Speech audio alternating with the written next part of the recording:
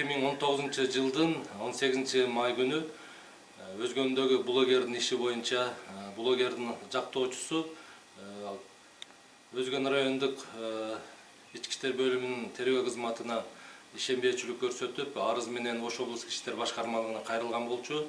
Ош облустук иштер башкармалыгы анда козголгон кылмыш жаза кодексинин 266-беренеси боюнча кылмыш ишин Ош облустук иштер башкармалыгынын тергөө кызматына алдырып, кайрадан иштерди карап чыккан учурда чатакташкан эки тарап элдешүүгө келип, бүгүнкү күнү эки тарап бири-бирин кечиришип, алардын үстүнөн козголгон кылмыш иши кыскартылды. Бүгүнкү күндө блогер Кадырбек Бауыржан Абдумаликовичтин иши боюнча айтып өтсөм, Бауыржандын иши Өзгөн райондук ички иштер бөлүмүндө каралып жаткан болчу. Бирок буга чейин бир канча жолу милиция кызматкерлери менен блогердин ортосунда пикир келишпестиктер болгондугунан улам мен Ош областык ички иштер башкармалыгынын атына арыз жазып, бардык кылмыш иш материалдарын бул жака алдырттык.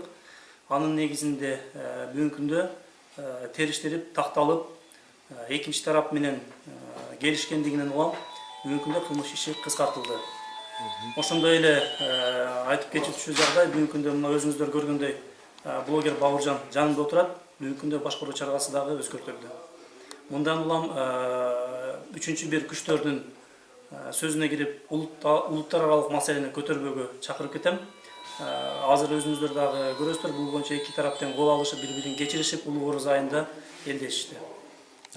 Козголгон кылмышы кандай болду? Азыр бул блогер ушул жерден үйүнө кетеби же кандай болду? Кудай буюрса, козголгон кылмыш иши толугу менен бүгүнкү күндө кыскарды. Эң баштык беренеси боюнча кылмыш иш козголгон болчу.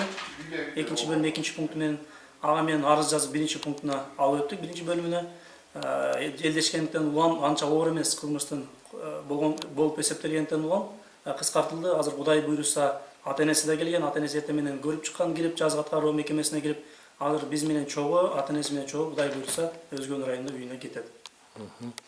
Бауыржан, сөз сизде. Ассаламу алейкум, кыргыз элим, амансыздарбы? Бардыгыңыздарга рахматымды айтам. Колдоо көрсөтүп, улуу Рамазан айында кайдыгер карабай, ушундай өздөрүңүздүн мага деп колдоо көрсөткөндөрүңүзгө мен терең ыраазычылыгымды айтамын. Башымды ийип, таазим кылам кыргыз элиме. Сиздин арызыңызды бул областта карап бир жакшы жака чечилиптир да. Сиздин оюңуз ушул. Мына райондо караганда сиз үчүн бир тупикке такалып калгандай болду эле да. Ушу менен баары. Демек, мына чындык бар экен да бир далилденип. Сиз ушул жердеги тергөөчүлөргө оюңуз кандай? Ушул мына кайрылып ишиңизге караганда. Мен тергөөчүлөргө дагы мага айтып атат, мыйзам чегинде адилеттүүлүк, чындык үчүн кайдыгер карабай сиздин камалганыңызга биз да колубуздан келишинче иштеп карап бердик. Мынакей жыйынтыгы жакшылык менен бүттү деп атат. Мен ушул мына мамлекеттик кызматкерлерге 5 кол бирдей эмес. Жакшылары көп, жаманы да бар, бирок жакшылары көп. Анан булардын ушул мыйзам чегинде карап, мына боштондукка чыгарып, мына чындык үчүн ушул мага күйүп иштеп бергенде мен сиздерге да рахмат айтам.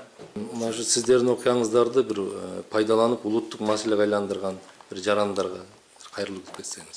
Мен эми ушул мисалы жоктон бар кылып, жок нерсени ушундай кылып деп бурмалап, бул жерде эми маселе мисалы просрочный продукция болуп атат. Андан сырткары жанагындай коомдук жайда оозгалык сөздөр менен жана Арнам Шемшеков, анан именно мисалы улут аралык маселе жок. Эми ошону мен суранат элем, жанагы туура эмес түшүнгөн адамдарга улут аралык маселени көтөрбөңүздөрдү мен суранат элем, башымды ийип таазим кылып суранат элем.